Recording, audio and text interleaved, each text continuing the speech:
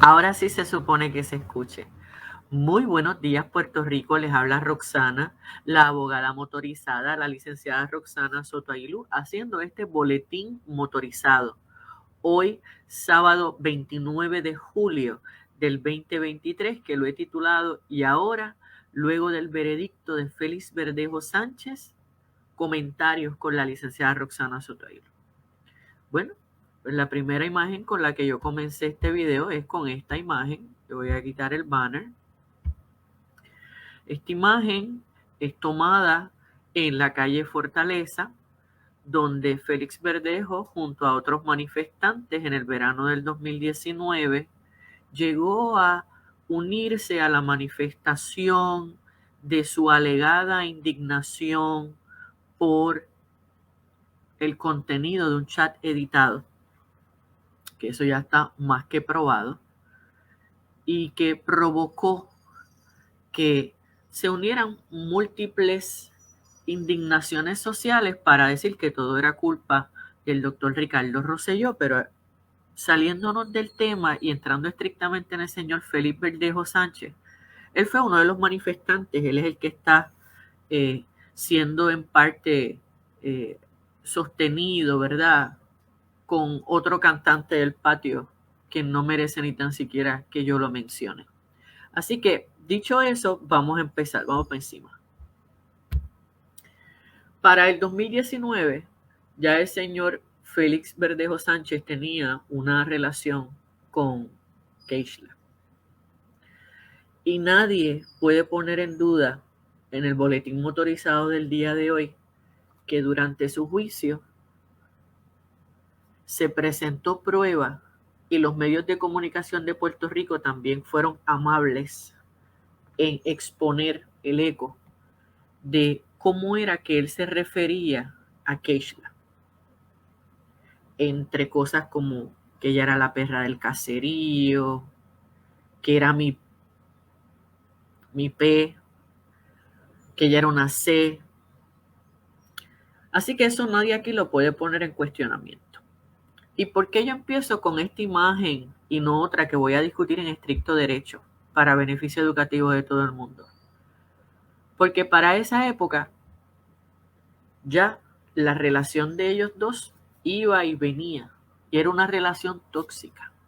Pero sin embargo tenía indignación para ir a la calle Fortaleza a acusar, a exigir y a denunciar, pero no estaba haciendo un ejercicio reflexivo de cómo trataba a esa joven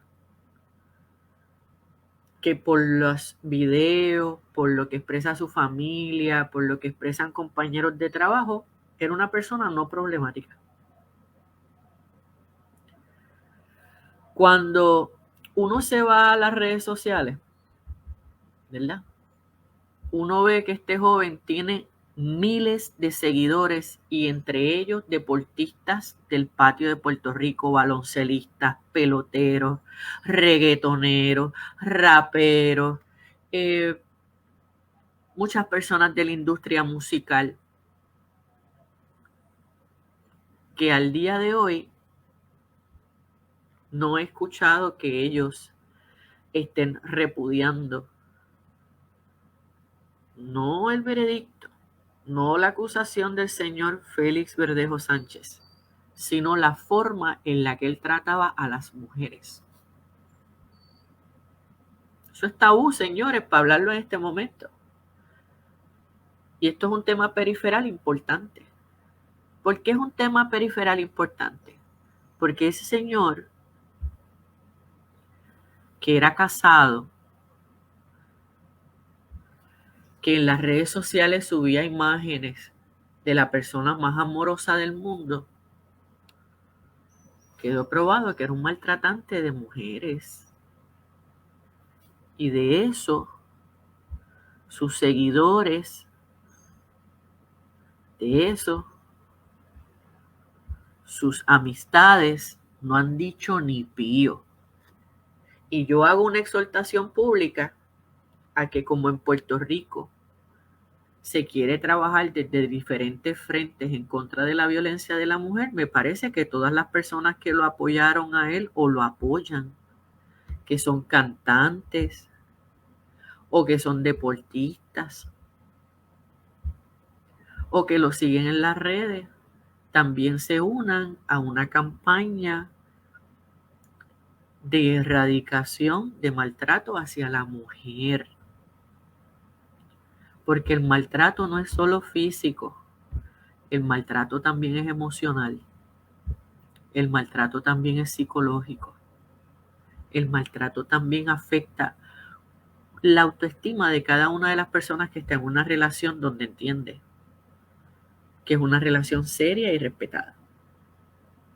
Así que esta primera parte del boletín motorizado va para todas esas jovencitas en Puerto Rico, para todas esas damas maduras o para todas esas mujeres que por lo único que se deslumbran quizás es por un físico o por un título o por una popularidad momentánea o por una palabra dulce al oído. Las relaciones serias son mucho más. Y no tiene nada de malo tomarse el tiempo necesario para elegir. Y la soledad no es mala, a menos que usted mismo no sepa llevarse bien con usted mismo. Así que dicho eso, como un consejo de aprender a elegir y a conocer y a mantener relaciones que de por sí son relaciones tóxicas, porque eso también salió a relucir en el juicio, la forma y manera en cómo se hablaban, cómo se dejaban, cómo volvían, cómo toleraban, cómo se chistaban, cómo se les reían en la cara en un menosprecio genuino a la autoestima. Pues aquí la juventud puertorriqueña tiene que aprender. Y yo le pido a todos esos exponentes que lo siguen, que todavía lo siguen en las redes sociales, que también hagan un detente, saquen de su tiempo y envíen mensajes positivos de no maltrato a las mujeres y consejos positivos para que las mujeres y las jóvenes puertorriqueñas puedan tener una mejor autoestima al momento de decir, basta ya esta relación, yo no tengo que estar en ella y no la tengo que tolerar. Ni porque tengamos hijos en común, ni porque estemos casados, o porque somos amigos, o porque fuimos en algún momento queridos. La gente tiene que aprender a respetar el espacio personal de los demás. Así que dicho eso, que es una descarga social que quería dar, de pura hipocresía, porque no he visto todavía públicamente ni un reggaetonero, ni un deportista del patio salir al frente a decir ni un mensaje positivo a favor de las mujeres tras este caso o durante este caso. Pero eso lo podemos dejar aparte porque esa no es mi responsabilidad. Yo solamente hago la observación. De ahí vamos a entrar entonces directamente al banner del día de hoy, que el banner es la información que vamos a discutir en el día de hoy, que se llama "Y ahora luego del veredicto de Félix Sánchez Verdejo, ¿qué?" O Verdejo Sánchez, ¿qué? Vamos para encima. En el día de ayer, Noti1 reportó, y la imagen es de Noti1, ¿ok? Pone a Félix Verdejo que él estaba acusado de 4 cargos. Él tenía un cargo de carjacking, donde la víctima resultaba asesinada o muerta. El segundo cargo era un secuestro, donde la víctima resultaba muerta. El tercer cargo era haber matado a un concebido no nacido. Y el cuarto cargo era el uso de arma de fuego durante la comisión de un crimen violento. ¿Okay? De esos 4 cargos, bajo el título 18 del Código Penal Federal de los Estados Unidos, él salió culpable solamente en el delito de secuestro, donde la víctima culminó siendo muerta, y también salió culpable bajo el delito de matar a un concebido no nacido. Entonces, para mí es importante, como siempre, poderles contextualizar a ustedes de lo que vamos a hablar. Hubo varias personas que a través de estas 3 semanas me escribieron diciéndome, Roxana, ¿por qué tú no haces un análisis y te expresas sobre el caso de Félix Verdejo? Porque yo estaba esperando a que cayera el veredicto. Número 1, es un error garrafal para cualquier abogado de defensa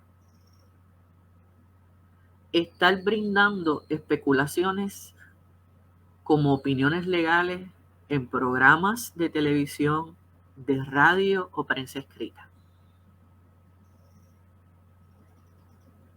Eso no se hace. Y creo que la mejor expresión la dio el licenciado Mazzini, que fue un fiscal federal ayer, que dijo, yo no voy a opinar sobre el veredicto porque yo no me dejo llevar por las opiniones tuiteras, porque yo no estuve en sala. Yo he visto por los pasados 22 días tantas especulaciones en análisis jurídico, en programas de televisión, en programas de radio. Eso no se hace. ¿Y saben por qué no se hace?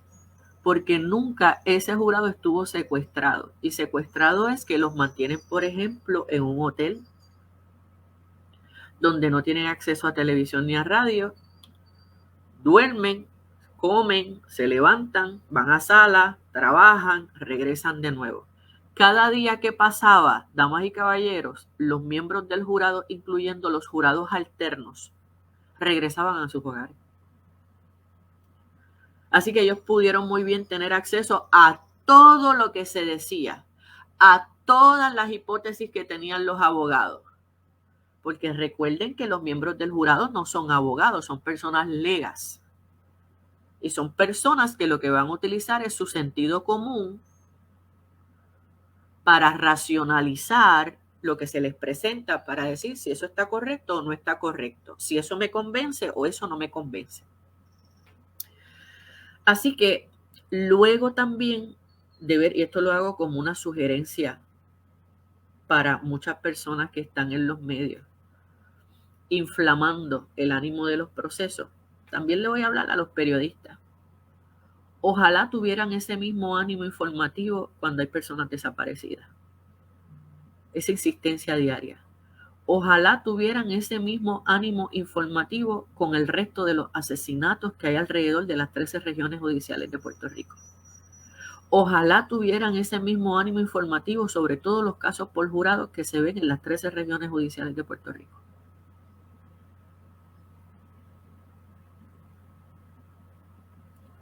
Porque todas las vidas tienen el mismo valor. Quizás para ustedes no, pero ante mis ojos sí. El proceso penal no está hecho para los familiares o para satisfacción de familiares, de acusados ni víctimas.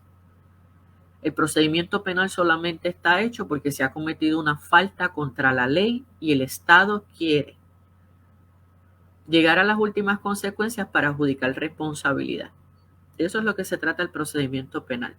Y garantizarle a todo acusado el debido proceso de ley dependiendo de las garantías constitucionales que hay en la Carta de Derechos. Eso es procedimiento penal. Libre de apasionamiento total.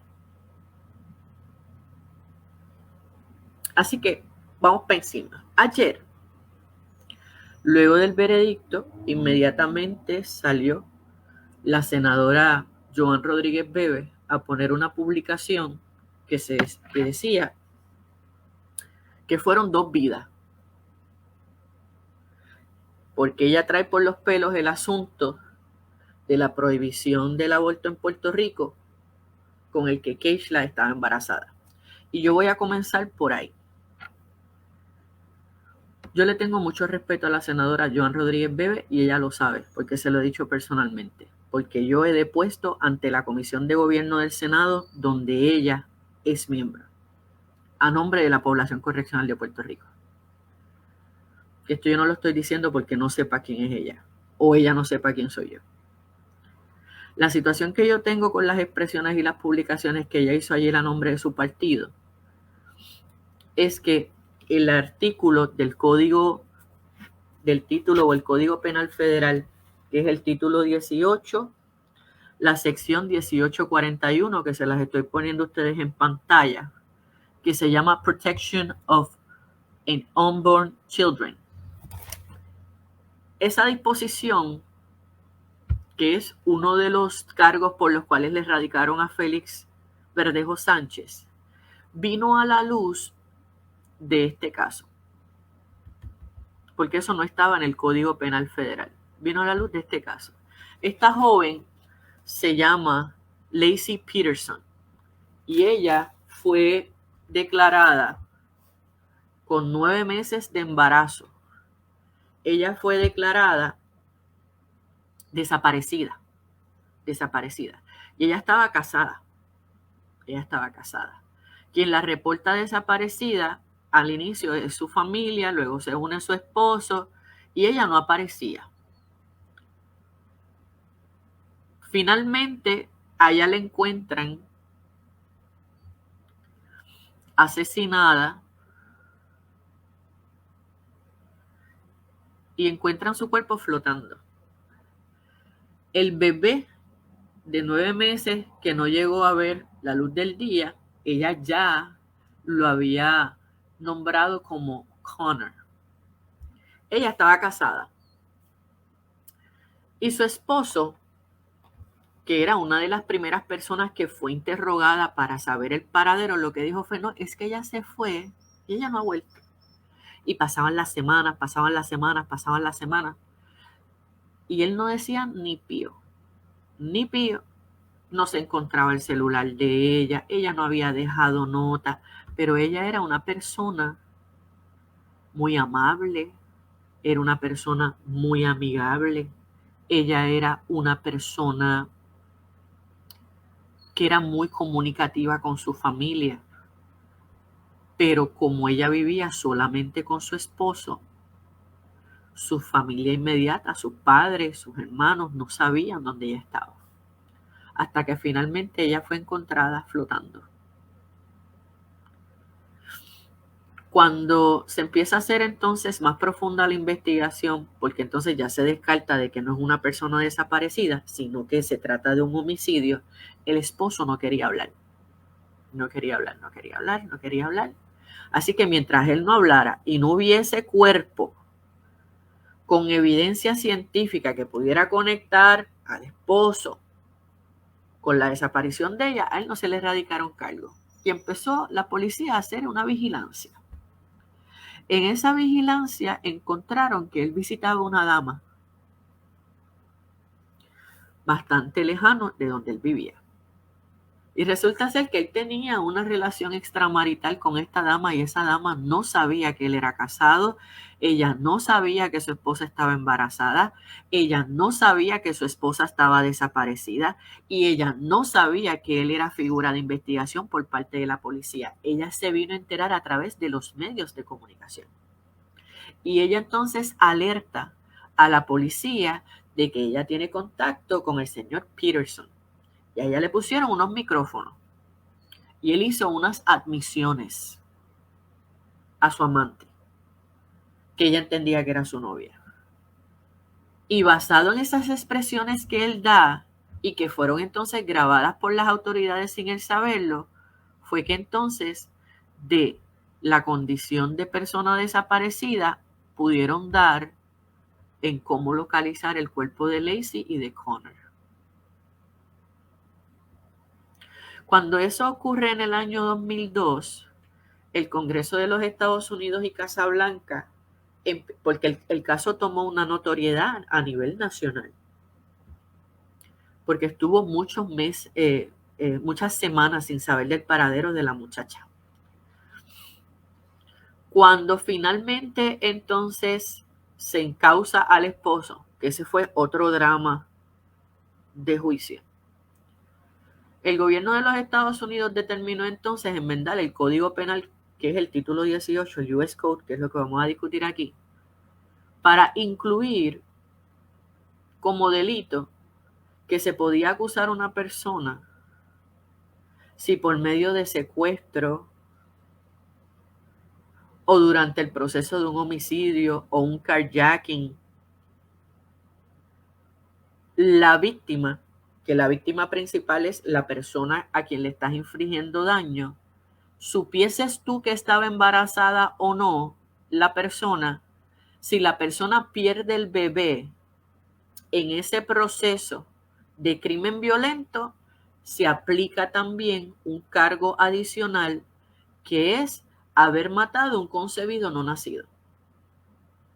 ¿Y por qué yo comencé hablando de la senadora Joan Rodríguez Bebe?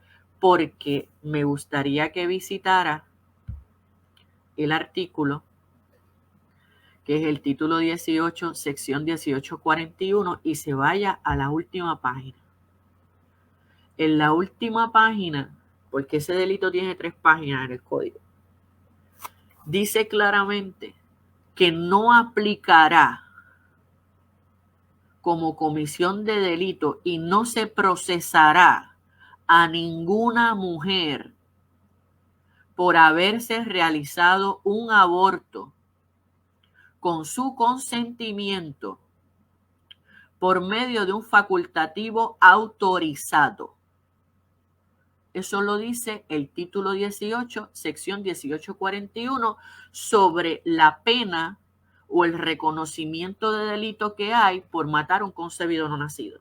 Y me hubiese gustado que dentro del arranque político del anuncio de ayer que hizo tras el veredicto, de decir que eran 2 vidas para promover la causa de Proyecto Dignidad sobre su oposición al aborto, me gustaría que hubiese entrado como excepción esa disposición que yo le estoy citando a la gente, porque eso es informar correctamente.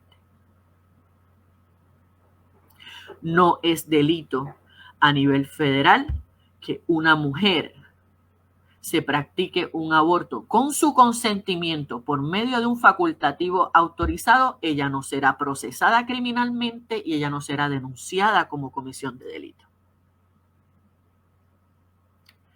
Y el señor Félix Verdejo Sánchez estaba siendo procesado a nivel federal, no a nivel estatal, senadora Rodríguez Bebe. Por lo tanto, de acuerdo a la nomenclatura federal, que no es lo mismo que el derecho canónico, ni es lo mismo que el derecho penal puertorriqueño, pues son esferas totalmente diferentes, a nivel federal, lo que sí reconoce el Código Penal Federal es si mientras se está cometiendo un crimen violento contra una persona que tiene que ser una mujer, el perpetrador o los perpetradores de ese crimen violento, sepan o no sepan que la mujer está embarazada, si a causa de la comisión de ese crimen violento la mujer pierde al concebido no nacido, entonces se le procesa por un delito adicional. Bien, dicho eso, vamos a continuar entonces. Ya saben de dónde es que surge en el Código Penal Federal este delito, que es el delito del título 18, sección 1841, que nace en el año 2002 tras la desaparición de Laci Rocha Peterson, que su propio esposo la ahoga, la estrangula y la ahoga para él poder mantener una relación extramarital con otra mujer, que esa otra mujer, que era madre también, no hijos de él, pero ella era madre, no tenía la menor idea que él era casado, no tenía la menor idea de que la esposa de él estaba embarazada y no tenía la menor idea tampoco de que él había desaparecido a su esposa para los fines de poder mantener una relación con su amante. De ahí es de donde surge esa disposición. Así que vamos entonces ahora a hablarles sobre qué es lo que viene ahora. ¿Qué es lo que viene ahora para el señor Félix Verdejo Sánchez? Pues bueno, ya hemos hablado de que él salió culpable por el delito de secuestro, ¿verdad? En el delito de secuestro, donde la víctima de secuestro fallece durante la comisión de ese crimen violento, dice el Código Penal Federal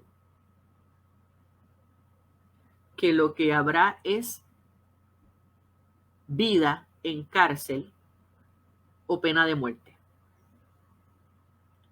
¿Ok? Cuando se van a las disposiciones de las guías de sentencia por el delito de secuestro, te dice secuestro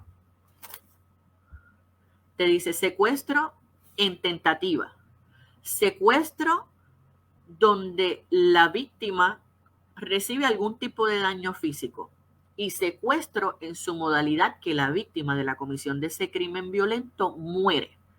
Si la persona muere, la pena para alguien que sale culpable es vida en la cárcel, que no es cadena perpetua como a nivel estatal, porque cadena perpetua a nivel estatal son 99 años. Vida a nivel federal es durante todo el tiempo que tú te mantengas vivo, tú vas a estar encarcelado. O pena de muerte.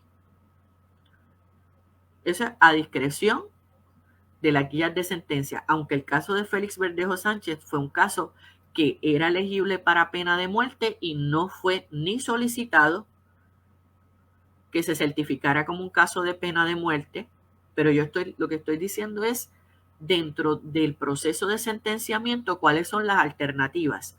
Una persona que sale culpable por la comisión de un secuestro y la víctima muere en el proceso de ese crimen violento, la pena es vida en cárcel o pena de muerte. Continuamos entonces con el próximo cargo. El próximo cargo, que fue de carjacking, donde la persona resultó muerta y se dice que no hubo acuerdo. También, si la fiscalía decidiera radicar nuevamente por el cargo de carjacking, la pena, si saliera culpable, es vida en cárcel o pena de muerte más una multa que hay que pagar. Pero en este caso del carjacking, como no hubo acuerdo entre los 12 miembros del jurado, queda a discreción de la fiscalía determinar si vuelve a radicar el pleito o no. Si no lo radica, yo les adelanto desde ahora a ustedes que la sentencia que se va a hacer en noviembre por la culpabilidad del delito de secuestro, donde murió la víctima durante la comisión del crimen, es vida en cárcel. Por lo tanto, sería académico buscar una convicción de vida en cárcel bajo el delito de carjacking, porque la comisión de las sentencias sería en carácter concurrente. O sea, yo voy a cumplir una sentencia una encima de la otra. Vamos entonces para el tercer cargo. El tercer cargo fue muerte de una criatura por no nacer.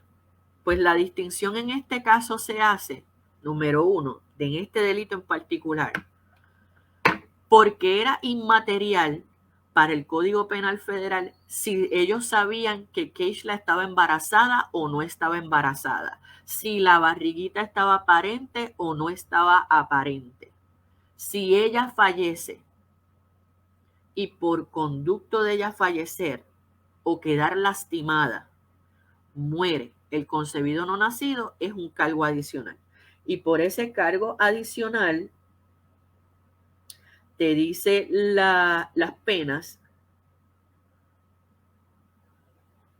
que lo que hay es vida en cárcel y que no se requerirá prueba del conocimiento de que la persona estaba embarazada o que tenías intención de matar al concebido no nacido. No hay que presentar prueba en juicio de que tenías conocimiento de que la persona estaba embarazada. No hay que presentar prueba en juicio, según el Código Penal Federal, que tú tenías la intención de matar el concebido no nacido. Si el concebido no nacido fallece a causa de que fallece, obviamente, su madre, el crimen principal es ese. El crimen accesorio es que a causa de la muerte de la madre fallece el concebido no nacido, aunque tú no supieras que está embarazada. Y el cuarto delito, voy a quitar el banner de aquí, que me parece que era algo sobre la ley de armas, que era una aportación de un arma de fuego durante la comisión de un delito violento. Pues miren, este delito en particular, vamos aquí, este delito en particular te da 5 años de cárcel, indistintamente de que ya había pasado prueba en el juicio de que el señor Félix Verdejo Sánchez tenía aportación de armas, que estaba vigente. Pero la situación no tenía que ver si él tenía licencia de armas o no. Es que aparentemente la convicción o la creencia del jurado es que el asunto en cuanto a la aportación del arma de fuego no quedó debidamente clara para ellos y por eso, en vez de decretar no culpable, lo que decretaron como veredicto fue no nos podemos poner de acuerdo. Así que ese delito también está pendiente a la discreción de la Fiscalía Federal determinar si ellos lo quieren volver a radicar o no. Pero les digo que la convicción por ese delito en particular, según las guías de sentencias, son 5 años. Por lo tanto, a mí me parece que ya en noviembre, cuando él vaya a ser sentenciado, le van a dar vida en cárcel. Procesarlo entonces por una portación de arma o uso de un arma de fuego durante la comisión de un crimen violento para una sentencia de 5 años, pues me parece fútil. Y no es para que ellos no puedan probar su caso o para que él salga no culpable. Estoy hablando meramente de la pena, son 5 años. No va a hacer ninguna diferencia. Así que esto para mí es importante que ustedes lo comprendan, lo entiendan en el día de hoy, porque era la única forma en la que yo podía graficarles a ustedes la importancia de lo que es tener acceso a sentarse con calma a leer el Código Penal Federal y buscar casos del Tribunal Supremo de los Estados Unidos o del circuito al cual pertenezca el caso para ver cómo se dan las guías de sentencia. ¿Por qué? Porque desde el 2005 el Tribunal Supremo de los Estados Unidos determinó que aunque ellos tienen lo que le llaman los marcos o los guidelines de sentenciamientos, el juez puede salirse de ese bracket. Eso queda a discreción del juez. Y eso no tiene absolutamente nada que ver con el jurado. El jurado te encuentra culpable o no culpable o te dice que no se pueden poner de acuerdo. Pero lo que tiene que ver con la imposición de la pena, el jurado ya no tiene nada que decir.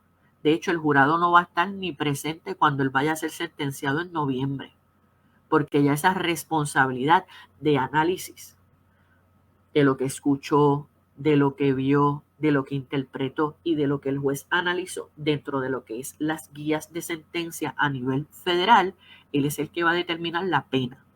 Ahora, ¿cuándo comenzarían entonces los 30 días del señor Félix Verdejo Sánchez para poder apelar? Tan pronto la sentencia sea notificada por escrito, ahí comienzan a decursar los 30 días para que él apele. ¿Qué va a ocurrir desde este momento hasta noviembre? Pues él se va a mantener en MDC, que es en el Metropolitan Detention Center en Guaynabo, donde él ya lleva varios meses allí ubicado, porque recuerden que Puerto Rico no tiene penitenciarías federales.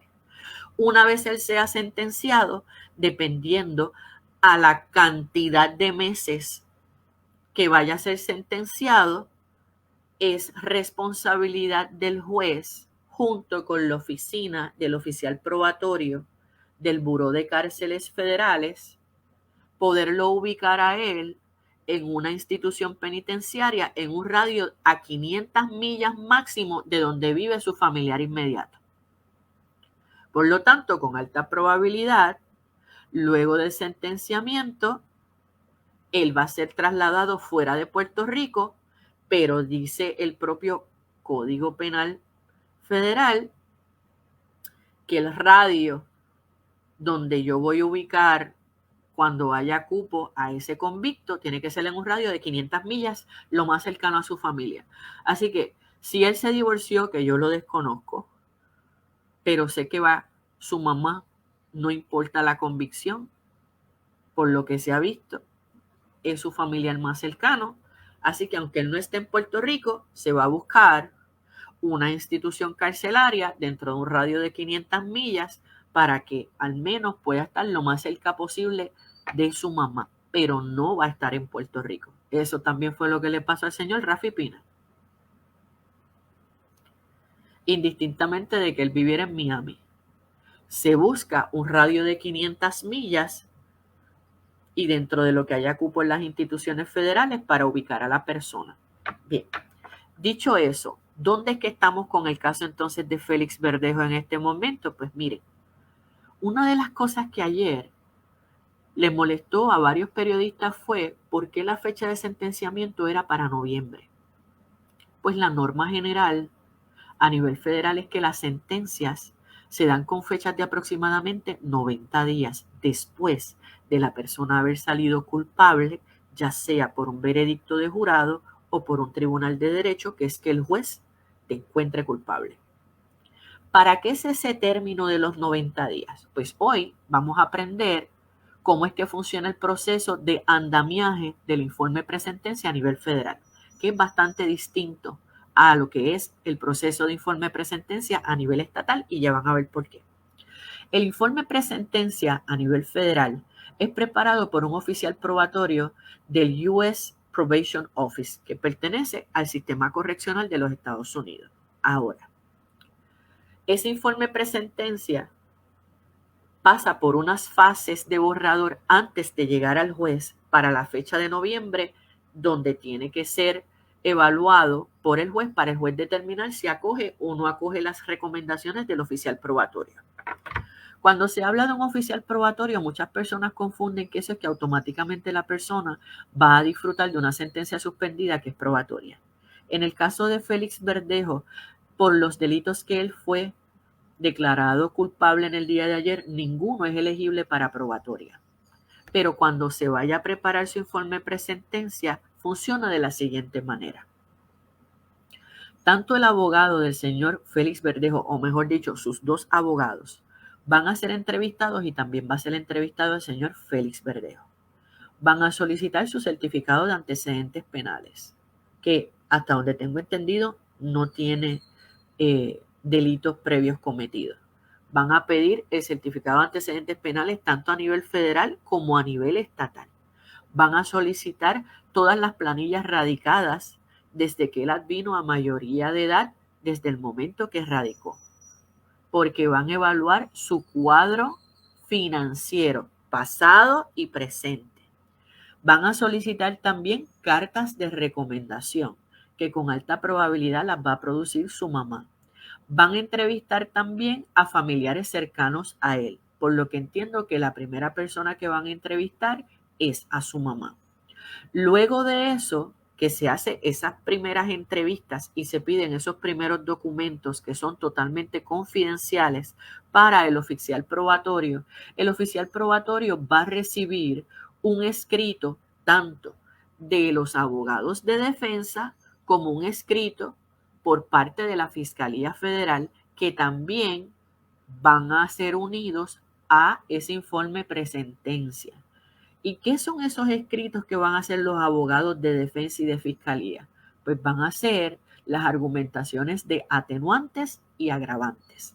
La fiscalía, que es el cuerpo de abogados que viene obligado a probar el caso más allá de dudas razonables, va a querer solicitar las penas máximas para este caso. Por lo tanto, va a querer persuadir al oficial probatorio del Departamento de Corrección que más allá del señor Verdejo Sánchez haber salido culpable, se dieron unas condiciones muy particulares en este caso con alto menosprecio de la vida y la dignidad de doña Keishla, y por lo tanto la recomendación de la imposición de la pena o las condiciones de confinamiento o las condiciones de la cantidad de años o programas a los que se pueda determinar que es elegible del saque, que en este momento entiendo que es ninguno, no es elegible. Y van a pedir que se le dé la pena máxima, porque eso va a venir. Y esa documentación no está en un docket que uno puede acceder al portal de la Corte de Distrito y leerlo como las mociones públicas que se radican. Eso va directamente al oficial probatorio a que le asignen el caso del señor Verdejo Sánchez. Por el otro lado, la defensa lo que hará es radicar un memorando de atenuantes con la finalidad de persuadir al oficial probatorio, al técnico probatorio, y decirle, mire, tome en consideración que el señor Verdejo Sánchez no tenía récord de antecedentes penales previos ni a nivel federal ni a nivel estatal. Tome en consideración de que él era atleta. Tome en consideración que él es padre de una niña, que me voy a reservar su nombre, pero es una niña producto de la relación que tuvo con su esposa. Tome en consideración el buen carácter de todas estas personas que por cartas de recomendación tuvieron experiencias de contacto de trabajo, de deporte, de actividades cívicas con él. Pues tratan de rehabilitar lo que la fiscalía va a pedir. La defensa lo que va a hacer es tratar de neutralizarlo, para que entonces ese oficial probatorio recomiende quizás hasta una pena más leniente para el señor Verdejo Sánchez, comenzando con argumentaciones como que no hubo prueba científica que conectara el ADN del señor Verdejo Sánchez con el cuerpo de la oxisa, por ejemplo, o que los videos que se mostraron no eran concluyentes para decir que las imágenes de la persona que se veían caminando debajo del puente eran del señor Verdejo Sánchez. Y esto no es relitigar el caso para que haya un cambio de convicción. De lo que se está buscando aquí es ver de qué forma ese ánimo inflamatorio con el que va a bajar la fiscalía para las recomendaciones de las condiciones para el señor Verdejo no se den. Y ese va a ser el trabajo de la defensa. Cuando eso ocurra, y con alta probabilidad van a entrevistar a la esposa de Félix Verdejo Sánchez también y a otros familiares. ¿Por qué? Porque ese es parte del proceso para conocer el perfil del ciudadano. Y toda esa información es confidencial. Te dice los guidelines para preparar el informe social, que se entrevista a la víctima, pero como en este caso la víctima está fallecida, los oficiales probatorios lo que van a hacer es entrevistar al pariente más cercano de Keishla. ¿Que quién es? Pues su mamá, su papá. Y aunque su hermana es su familiar cercano, queda a discreción del oficial probatorio si va a entrevistar a la hermana o no. Pero de que van a entrevistar a los papás de Keishla para conocer su posición en relación al señor Verdejo, sí, eso va a ocurrir. Eso va a ocurrir. Y entonces comienza el proceso, que es preparar el borrador del informe de presentencia. Así que fíjense en todas las personas que yo les estoy diciendo de entrada que van a contactar. ¿Qué documentos tienen que solicitar? Por eso es que el juez da los 90 días para dar la oportunidad que entre medio ese oficial probatorio pueda hablar con la gente, que se le puedan entregar los documentos del convicto, que los pueda analizar. Y entonces ese oficial probatorio hace un borrador de informe que lo tiene que presentar y compartir solamente a nivel federal. Esto no pasa a nivel estatal. A nivel federal, a los fiscales y a los abogados de defensa. No se le presenta al juez. ¿Para qué?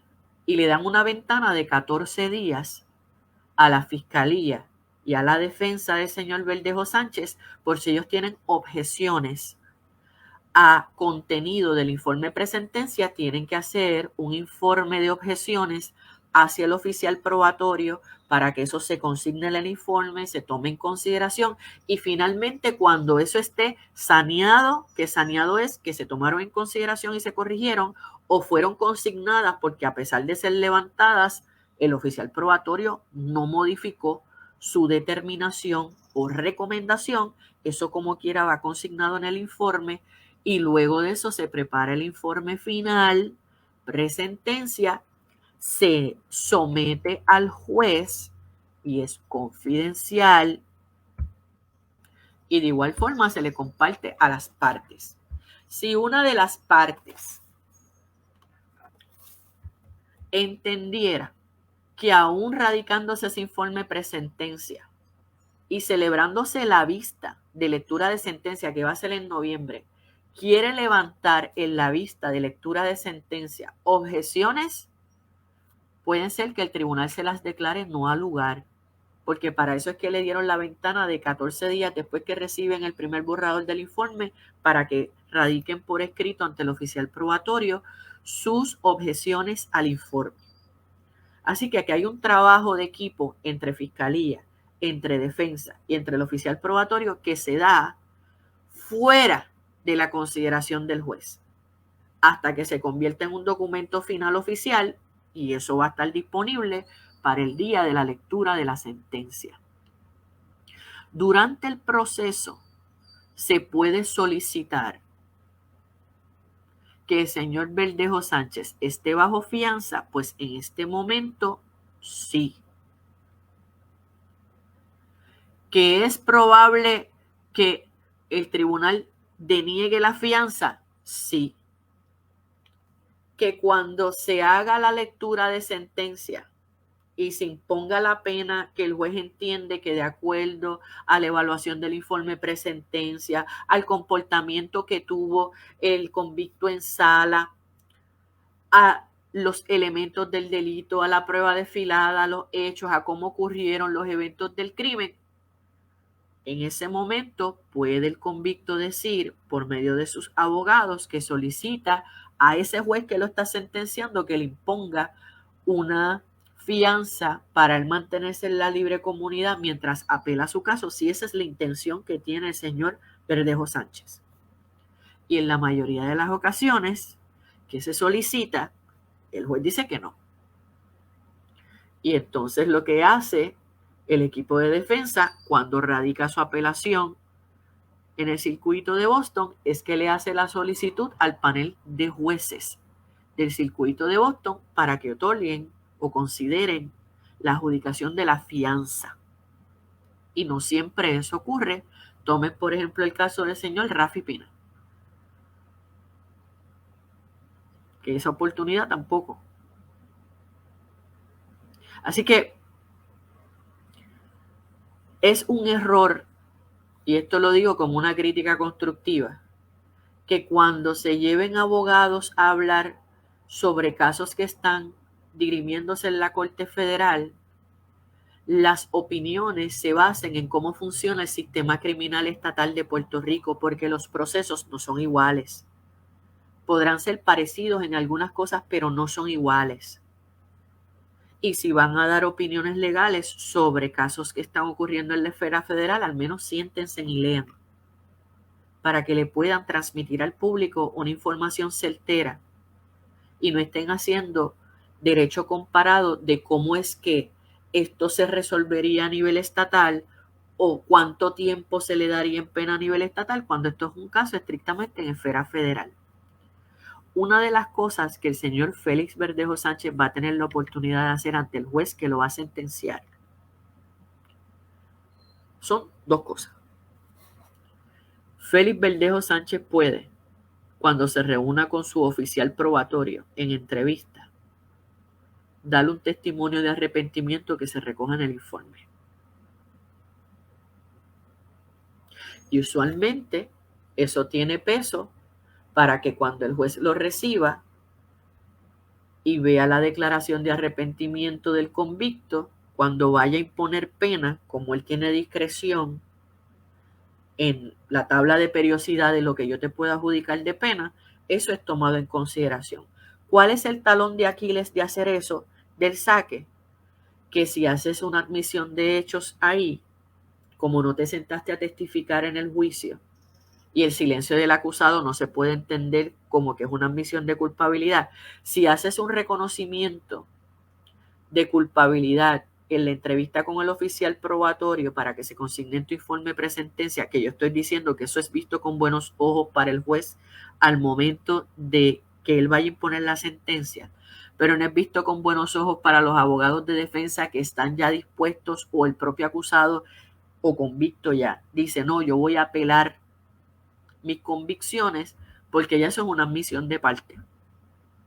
¿Ves?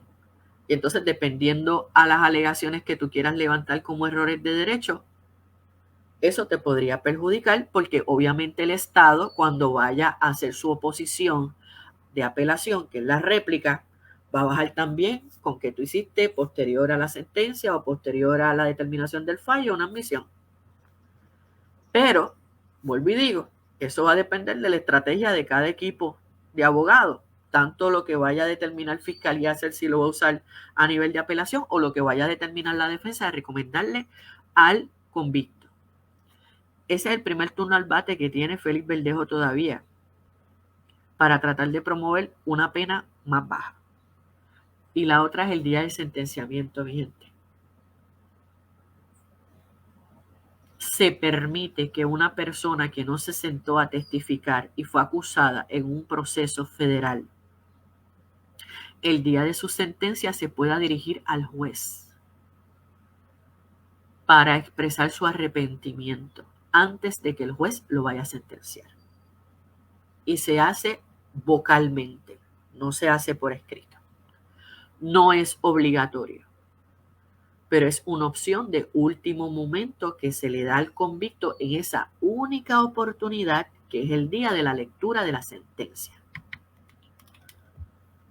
¿Para qué propósito se hace? Pues se hace para 3 cosas. Número 1, para que el convicto muestre que ha hecho un acto de contrición o de reflexión y está consciente de su acto. 2, que el juez lo escuche antes de que lo sentencie para que el juez tome ese elemento o esa exposición en consideración para cuando vaya a determinar la naturaleza de la sentencia, la cantidad de tiempo que te va a dar de sentencia. Y tercero, porque es una oportunidad para que los sobrevivientes de la víctima puedan también tener algún tipo de closure. Porque los parientes de la víctima nunca van a poder tener acceso a visitar al convicto a la cárcel, ni a las medias casas cuando se estén quedando de pase, ni van a poder tener contacto. Así que todo va a depender de lo que el equipo de la defensa del señor Verdejo Sánchez determine cómo va a trabajar este nuevo proceso, que es totalmente independiente a lo que concluyó en el día de ayer. Pero hay que trabajar en equipo con la Oficina de Probatoria Federal para ver cómo va a ser ese informe presentencia, cuáles van a ser las objeciones que van a levantarse algunas y cómo se van a defender de la solicitud de agravantes que va a radicar la Fiscalía. Y les aseguro que la van a radicar porque como la Fiscalía no pudo prevalecer en 2 de los 4 cargos, aunque no los vayan estratégicamente a volver a radicar, van a aprovechar este momento para inflamar todos los hechos para que entonces se le dé una recomendación al oficial probatorio y a su vez el oficial probatorio dé una recomendación de la pena más alta. Que ya les dije de entrada que es vida. Es vida en la cárcel. O pena de muerte y va a haber multa. Tanto en el caso de secuestro, que concluyó en la muerte de una persona, como en la muerte de un concebido no nacido. Y espero que durante este video entiendan qué dice el título 18, artículo 1841 sobre lo que es la muerte de un concebido no nacido y la excepción que tiene cuando una mujer consciente y a través de un facultativo autorizado practica un aborto, no puede ser procesada criminalmente y no se le puede erradicar cargo. Vamos a tener eso claro. Así que mi nombre es la licenciada Roxana Soto Aguilú, mejor conocida como la abogada motorizada. Espero que el video del día de hoy haya sido un video educativo. Si usted necesita representación legal o asesoría legal, puede hacerlo llamando a nuestro despacho legal al 787-561-7119. Puede enviar mensajes de texto en caso de querer sacar cita al 787-529-4741 o escribirnos directamente a la dirección electrónica de nuestro despacho risaguilu@aol.com. Nuestra firma tiene 18 años de experiencia en todas las materias del derecho a nivel estatal en Puerto Rico y notaría. Atendemos las 13 regiones judiciales de Puerto Rico y de igual forma también los servicios notariales son a nivel isla. Espero que me puedan dejar en los comentarios si este boletín motorizado del día de hoy ha sido de su agrado, ha sido educativo, ha sido comparativo con otro contenido que obviamente ustedes hayan podido recibir en las redes, y que pasen un extraordinario fin de semana. Dios los cuide. Hasta la próxima.